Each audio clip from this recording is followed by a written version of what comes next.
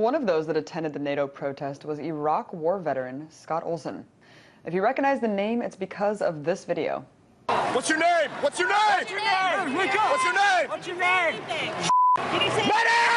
Medic! Olson's the Marine who suffered severe injuries when he was struck in the head with a beanbag round by police during Occupy Oakland's protests a while back. The 24-year-old suffered from a fractured skull, which led to brain damage and difficulty with his speech. His injuries sparked outrage within the Occupy community against the unusually harsh crackdowns conducted by the Oakland police.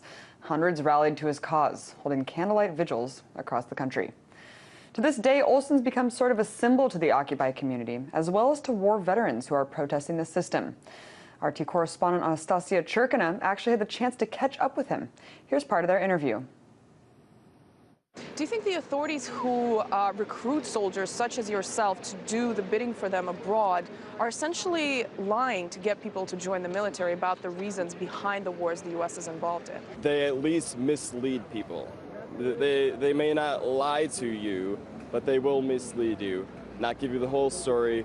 And that's why it's so important, if you want to join the military, to talk to as many veterans as you can find. I think most veterans would recommend against somebody joining. It's a life-changing thing, and I wouldn't take my joining. I wouldn't take that back because it's made me who I am. But I would not recommend anyone else to make that mistake. Some critics of the Occupy Wall Street movement are trying to undermine the substance of what it's all about, really, by saying that there's still almost a year on, no unified, strong, single message. What do you say to those people? Well, anytime there's a large number of people demanding change and the system feels threatened, they're going to attack us in any way, in every way.